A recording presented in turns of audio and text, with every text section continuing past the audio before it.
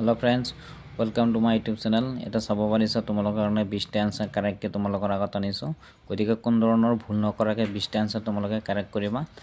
A number answer হৈছে C number, B number হৈছে B, 3 number হৈছে now let's make this a day to remember, 4 number answer হৈছে C number, 5 number হৈছে C, 6 number হৈছে B, 7 number C, 8 number A, 9 number হৈছে A, 10 number হৈছে this experience has been more rewarding than I had imagined.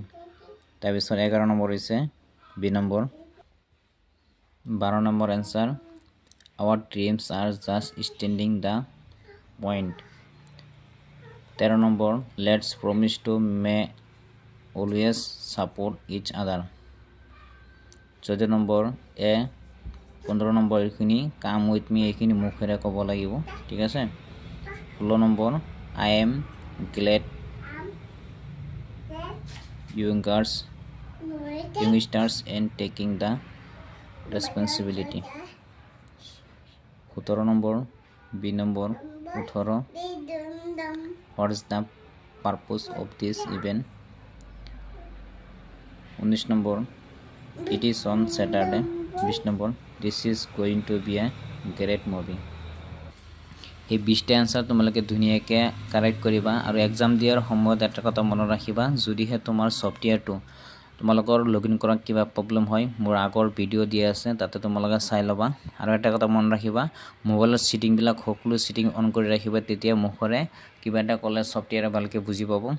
আৰু এইখিনি login কৰাৰ পিছত চাবা 20টা আনসাৰ কাৰেক্ট কৰাৰ পিছত চাবা সাবমিট এটা অপশন আছে, তাতে ক্লিক কৰি দিবা। সাবমিট ক্লিক কৰা দিয়াৰ পিছত যেতিয়া তোমাৰ ৰাচিন দেখাব তেতিয়া গম পাবা তোমাৰ এক্সাম কমপ্লিট হৈছে।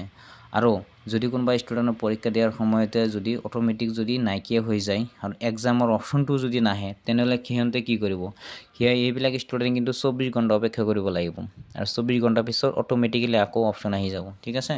তো তোমালোকে 20টা আনসার ধুনিয়াকে দিবা, যদিহে 20টা আনসার কারেক্ট হয় তোমালোকে 10 নম্বৰ পাবলৈ সক্ষম হ'বা ফাইনালত। আৰু এইখিনি কিন্তু তোমালোকৰ ফাইনালৰ নম্বৰ এড হ'ব।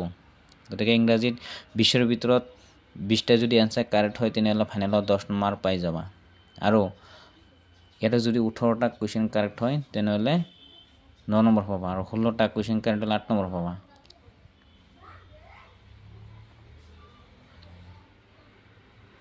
গতিকে এইখিনি তোমালোকে ভালকে এক্সাম দিবা, যাতে গোটেই আনসাৰ কাৰেক্ট হ'ব পাৰে। যদি কিবা প্ৰবলেম পাইছা মোক মেছেজ কৰিবা বা কমেন্ট কৰিবা মোৰ চেনেলত।